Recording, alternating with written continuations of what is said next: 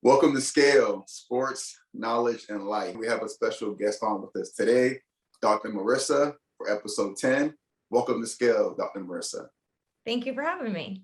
Absolutely. You're a pleasure to have you on, and we look forward to learning about your story and your journey as a student athlete. So without further ado, would you like to jump right in? Yeah, let's jump right in. All right, sounds good. So I'd like to just kind of see how the guests are doing mentally and you know, what kind of mental space you're in right now, if you wouldn't mind sharing. Yeah, right now in this moment, my mental space is great. I've had a busy day, but it was a busy day in a way that energized me. So in this moment right now, things are going well. I know that changes time to time, but thanks for the check-in. That's good. That's good. Thanks for sharing. Appreciate that. I'm glad things are going well. So kind of talk about how the love of the sport kind of came to you and what sports did you kind of play growing up as a teenager?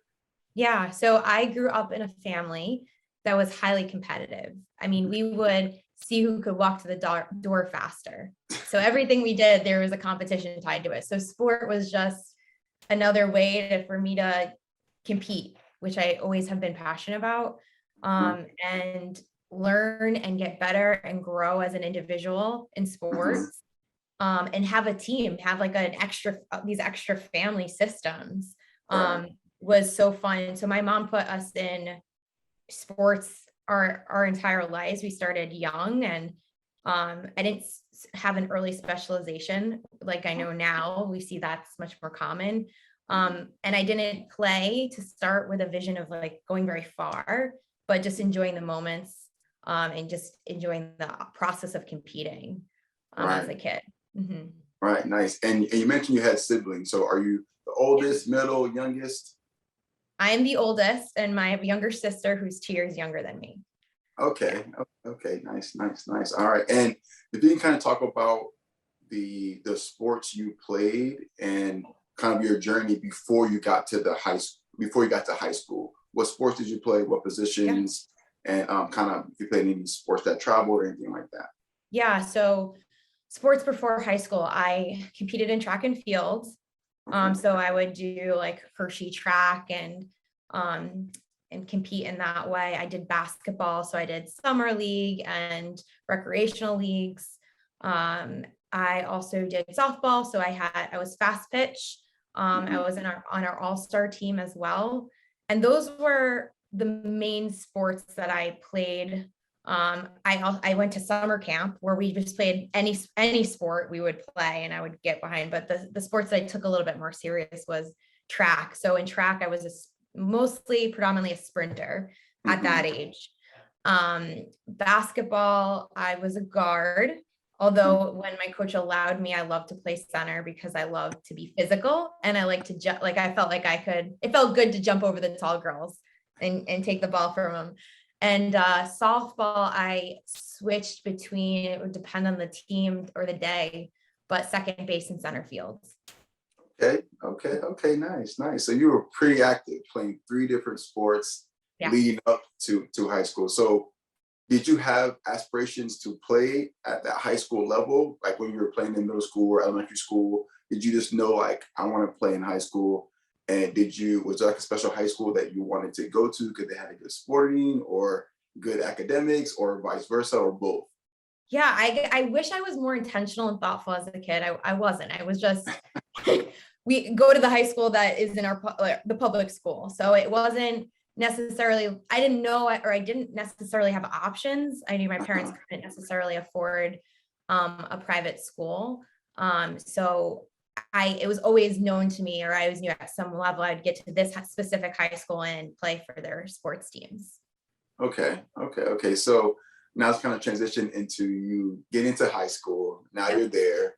Now you're coming in playing 3 different sports that you're kind of focused on. I mean, you're well-rounded, but you really focus on your track and field, basketball, and softball. So going into your freshman year, kind of take us through your freshman year, sophomore, junior, and senior year, and kind of talk about the sports you played and also your student aspect as well too, like going in there, making the grades and enabling you to play these sports. Yeah. So as a student, again, like I'm not very proud to say I wasn't as focused on my grades.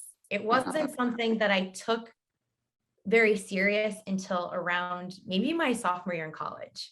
I wasn't failing any of my classes, I should add, but it wasn't like I need to get A's or anything like that. It's great. School was just something I did, and the advantage of it was I got to play sport at that time. So freshman year, I focused on basketball for winter sport. And then I did outdoor track and field for spring. So I didn't do softball because those were overlapping at the time. Right. But I decided, track was the sport I was naturally more gifted at in all of the sports that I played. But basketball was the sport at the time that I loved to play the most. Okay. I think it was my junior year in high school. I never got any exposure to indoor track because I was always playing basketball. So I attempted my junior year to play on the basketball team and then try to get to some meets for indoor track. So I was playing 2 sports at the same time in high school. And so I could get that exposure to indoor track, and then made the decision my senior year to be fully focused on track and fields. My passion really ended up shifting to track for a lot of different reasons. I loved my coach. There was just something, what I always loved about track is it wasn't subjective. It was, it wasn't an opinion of a coach of who was better, who you're going to play. It was, this is her time. She has the best time, she's going to run. And I love that about the objectiveness about track and field. So my senior year was dedicated to strictly to track and field. Okay. And if you can kind of talk about that bond you had with your coach, because you mentioned you really love your coach, and maybe how important it is to kind of, you have to love your coach, but at least have that type of bond or rapport with your coach, because of how important it is, trying to get to the next level. Yeah, our coach, she made training. So the joke for track runners is always like, our sport is your sport's punishment. What we do every day is we run in circles, but she found a way to make training specifically in track and field fun. So that was something I really appreciated about her. I think sometimes coaches think, well, if it's fun, it's not serious and it's not getting better. But she found that beautiful equation of the balance between having fun and helping us get better and be faster and stronger. So that was a piece that really resonated. She also knew us individually. There's a lot of people on a track team. And so to be a coach who knew a little bit about everyone's background, meant she was really invested. And so that was something that we really appreciated about her, that she cared about us beyond what we did on the track. So it was easy to bond in for her there. And she challenged us to be our best. She knew our potential and she pushed us to get there. So there was a lot I didn't like about her, but it was really, she's a big part of why I took track and field much more seriously and ended up moving on from high school to competing at the collegiate level in that sport. Right. Okay. And if we can kind of, if you would share about that decision you made to, because you mentioned that you were naturally gifted in track and field, but you had to not play softball because of the overlap, and you gave up football toward your junior year. Kind of talk through your thought process, if you kind of go a little bit more in depth in the thought processes and then making that final decision and being okay with it going forward. Yeah. So to be honest, I was not sure, even after graduation, if I was going to continue on with track and field in college. And the reason was that not because I didn't love the sport, but because to be great at that sport, or even just at the high school level, you had to take so much sacrifice, right? You couldn't be like a regular student. There are weekends you couldn't go out with your friends, or there was just a lot of things that you couldn't do or experience. And I knew that would definitely be the case in college as well. So I really struggled with, do I want to make that sacrifice?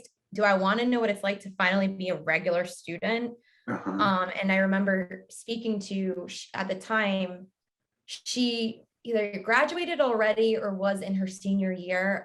She was a D1 basketball player, and asking, does she regret it? What does she think I should do? And she was pretty much like, she would never change it for the world, that she loved competing. She loved competing at that level.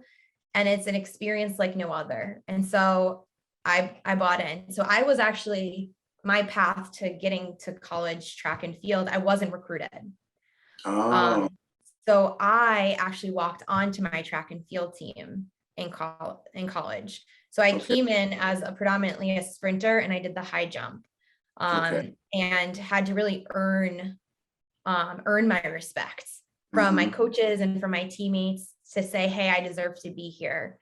And actually that's my freshman year is when I first was introduced or first saw the heptathlon and the pentathlon.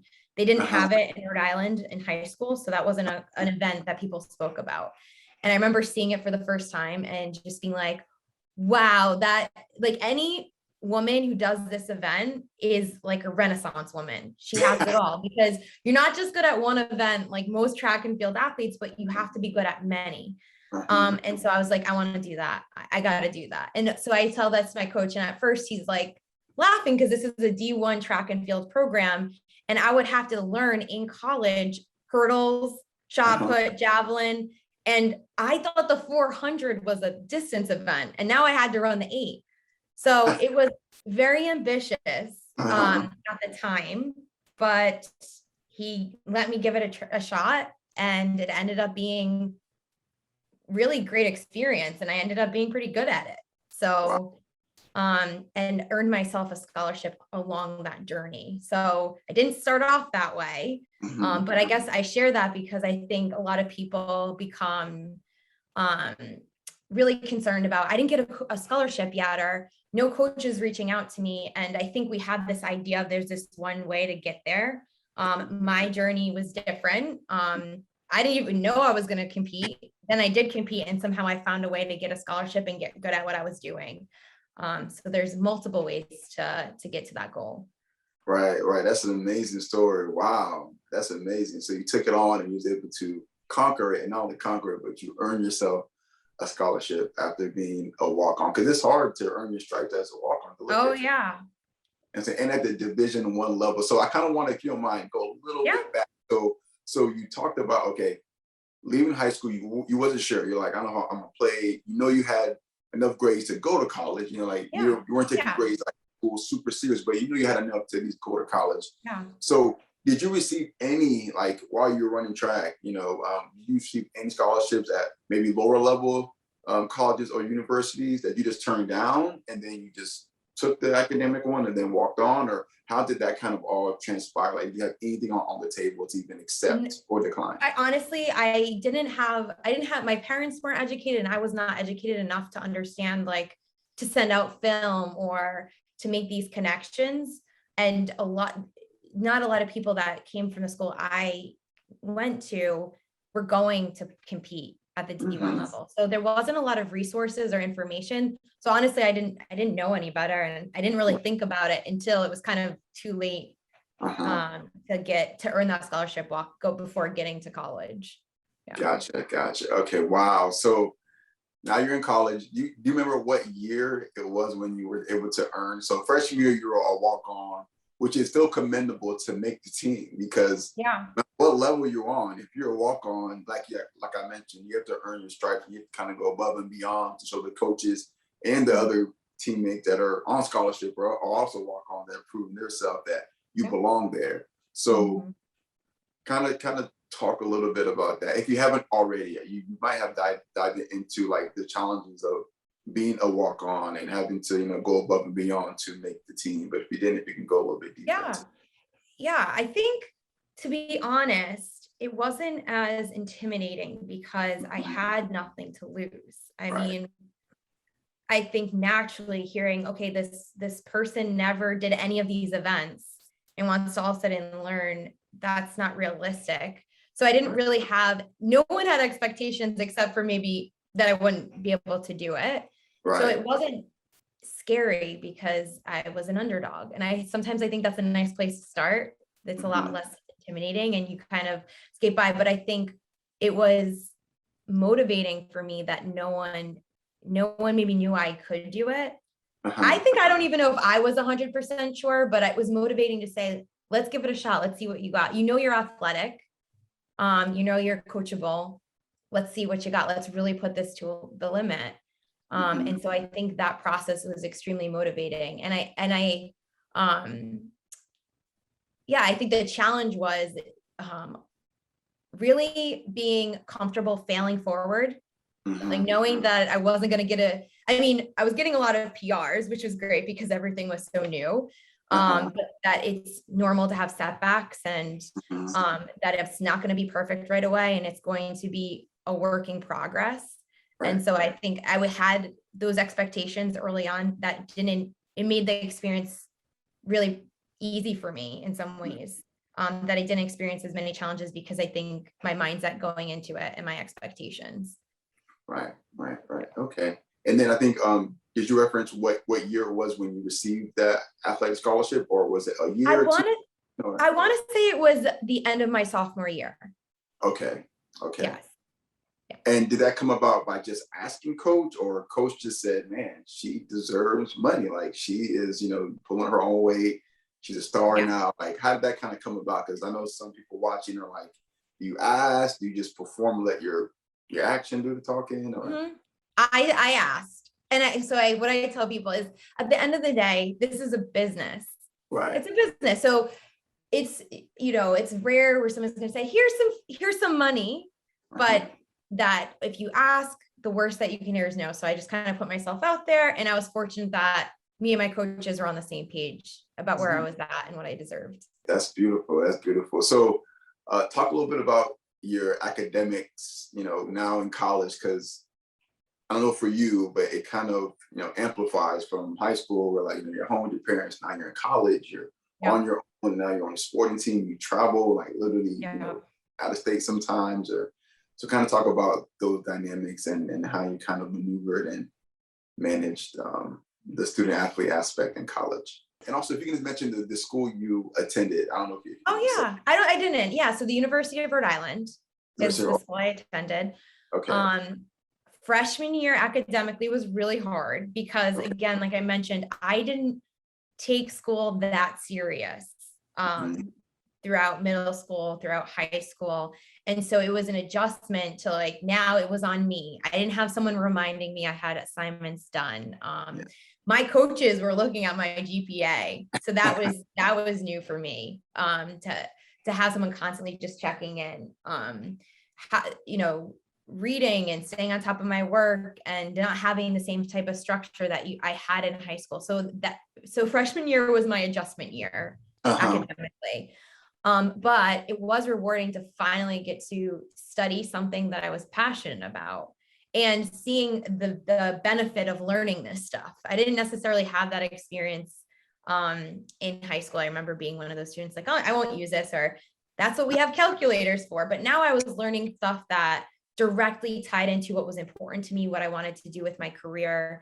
And so it was much easier to be invested and excited about that. And really know the impact my grades would have on my future. Knowing that was motivation for me in college to do well. Wow. And then that happened for you, kind of the light switch for you in sophomore year, where you're like, okay, let me really buckle down and not get these grades out, because it's going to impact me, in the future when I, tap into my career and into my. And now that I'm saying this out loud, that's actually making me think, is it a coincidence that I finally found an event for me that I really am passionate about in track when school started to click. As I'm saying that out loud to you, that's making me wonder. But the sophomore year was such an amazing year because everything did start to click for me in college. Right. That's beautiful. And you talked about the challenges of being a walk-on and coming on. Did you have any other just challenges of being a student athlete at the Division I college level? I mean, again, going back to the sacrifice, you have to make so much sacrifice. And I would always joke and tell people that track and field was my boyfriend throughout college, because it was a love and hate relationship constantly. And that it was where all of my energy really went if it wasn't in school. And so with that meant weekends, again, I wasn't necessarily going to all of the parties, or I never got the opportunity to travel abroad, which I always thought could be really a fun experience, or certain internships or classes that I was interested in taking may have fell on a time where there was practice, or it just was not possible with, being away for competitions and things like that. So the sacrifice is definitely a challenge. It's that double-edged sword, because I loved competing. I love my sport, and I missed out on a lot as a result of being fully invested in that. Right, right. Like trying to find that balance, because you Yeah. don't be so sucked into just your sport and also school, but having that balance, because sometimes it can drive you crazy. Like you're always at the try practice and games, and then you have schoolwork to do, but you have friends and they're doing this, you want to do that, you want to see your family. Because if you also can explain, because I know track seems to always, it's like baseball, it's like almost year round. Like, did you guys have any real true breaks that you got to like just be a student or go see family or just do student things, or was it really a truly a year round type sport, especially at the college level? We definitely had more time off in the summer, but I gotta, shout out to our distance runners, because they're 3 sport athletes. So they don't get time off. They're training in the summer to prep for their fall season, and then they have indoor and outdoor. So I did not do those events where I would have to be ready for fall. But there are definitely track athletes who don't get that luxury of free time.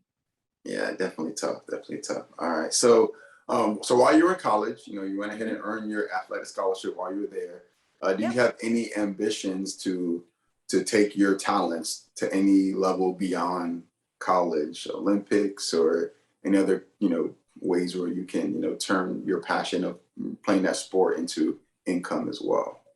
Yeah. So I had a couple of clubs reach out to me about potentially training. Okay. But I also knew my career goals, and I Mm-hmm. knew my career goals meant a lot more school, Mm-hmm. and that it wouldn't be possible unless I really pushed my career off for a while. Right. So I made that decision that I would retire, after my senior year in college, Mm-hmm. so I could focus then on my career. But fortunately, I'm in a field where I still get to be part of athletics in just a very different way. Right. Right. Right. Right. That's beautiful. That's beautiful. All right, so you have a few more fire questions to kind of throw at Yeah. you. One of them is if you can think back on your whole, student athlete career, pre-high school and high school, college, what would you say would be your most, like, I guess, I don't want to say embarrassing, but more challenging moment where you're like, man, that was extremely tough, whether it was in the classroom or, while you were playing the sport.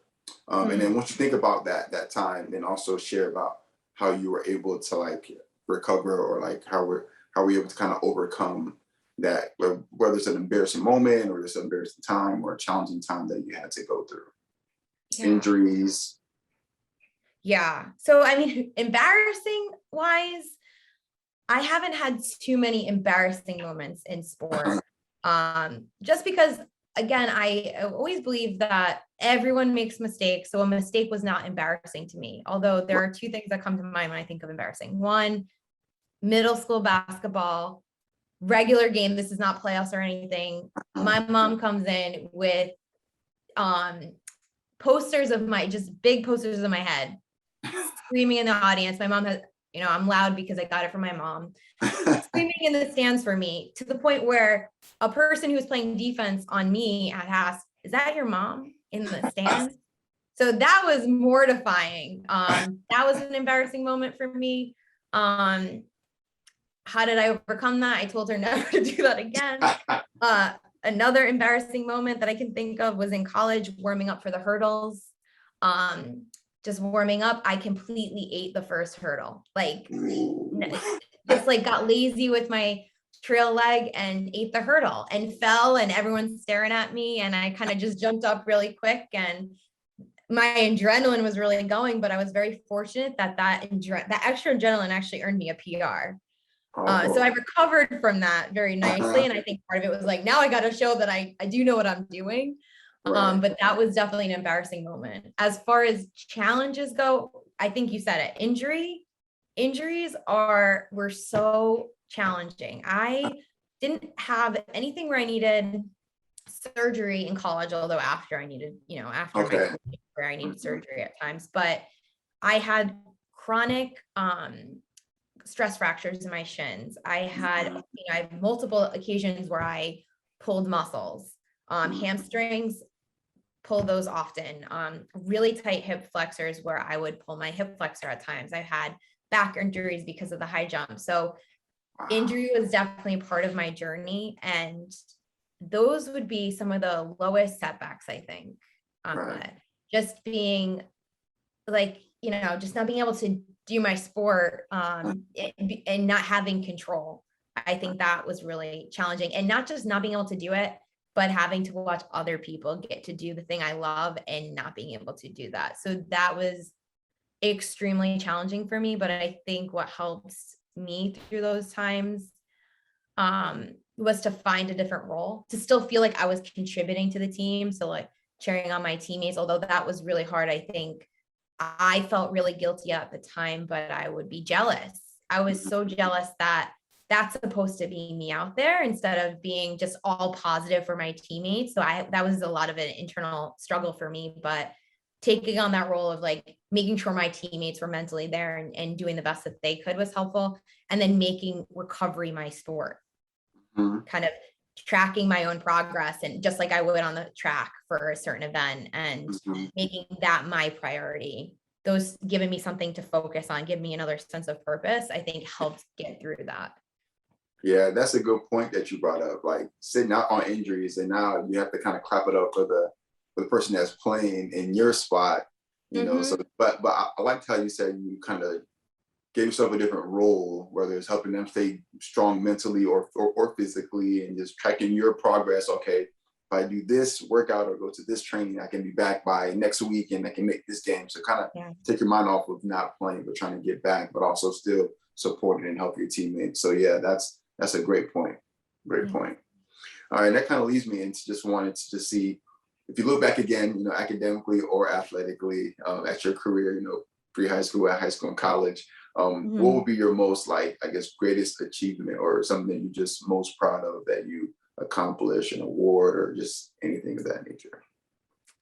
I think just being a pentathlete and a heptathlete, to be able to say that, I was really proud of that, because it wasn't an easy journey to get there.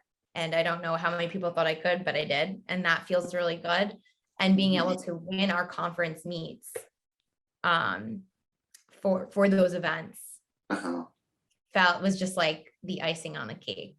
Yeah. That was just like my jewelry that was validating that I did it. That was probably something that I'm most proud of.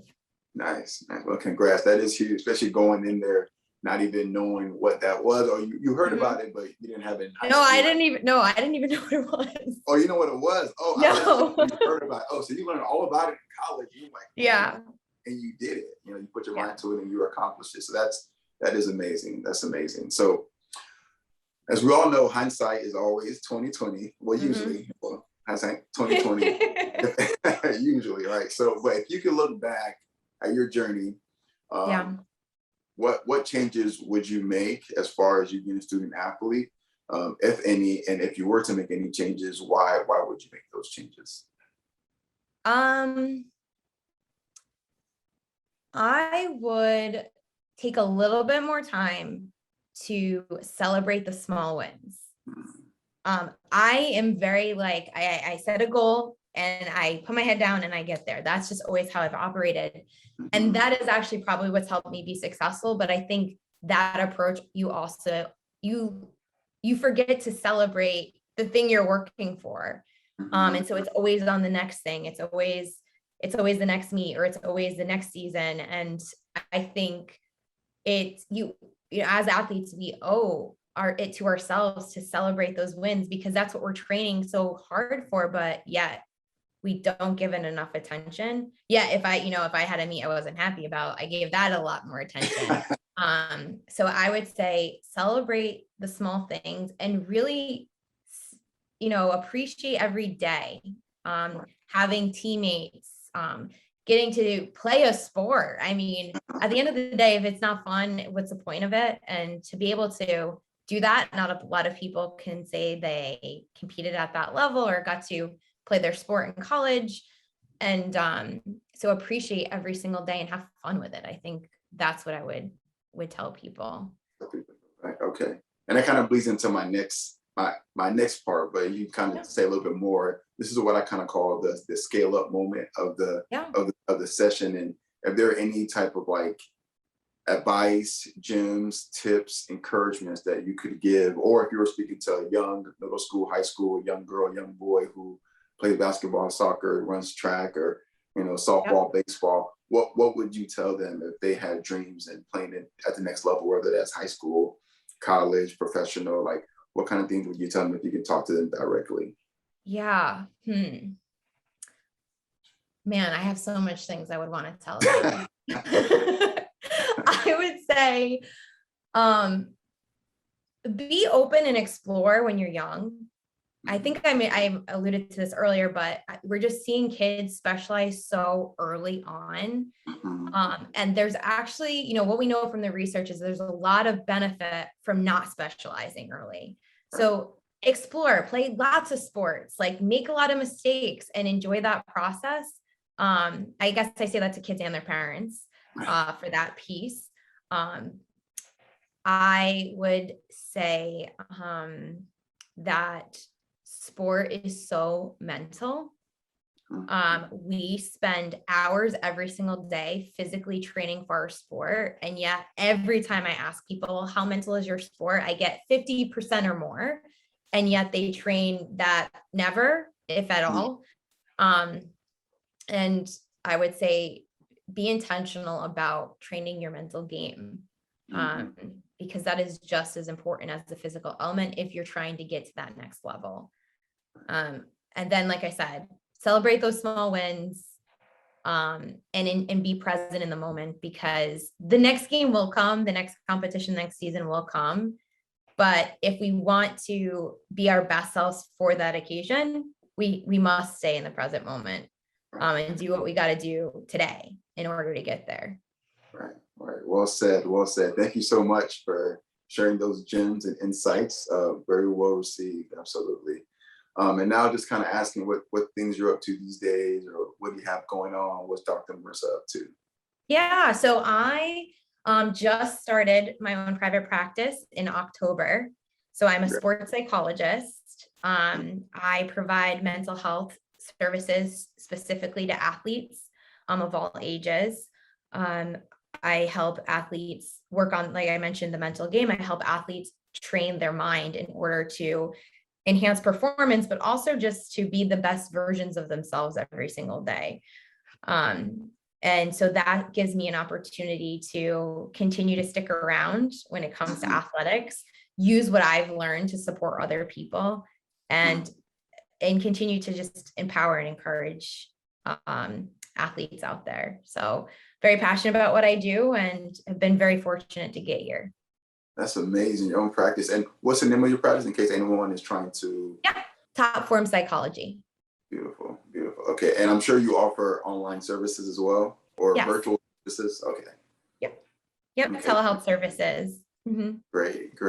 And so how is it like when you're working with student athletes, because you've kind of been in their shoes before, do they kind of trust you because you've been there, or you can kind of speak their language to an extent, or like what have you seen as some of your, I guess, ways to getting across to these young student athletes? Like they're a new breed, I was from a generation, you're probably from one, and they're from their own. So like just being able to break through to them and get them to listen that your mental is, you have to really train your mental, and there's ways to do that, and some people don't know those simple ways of getting that done.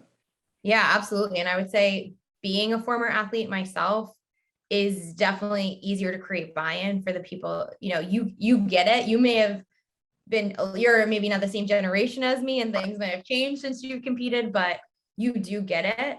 And you understand me. And I do think because I work exclusively with athletes, that every day I'm having these conversations with different athletes. And so I'm able to use what I'm learning about the experiences of people I'm working with now for the people that come to follow. So even though I haven't experienced it personally, what they're experiencing, because things are changing, I'm able to apply, client session to another client session in a way that makes sense, to continue to help them understand that I get what you're saying. And this is what, you're not alone in this.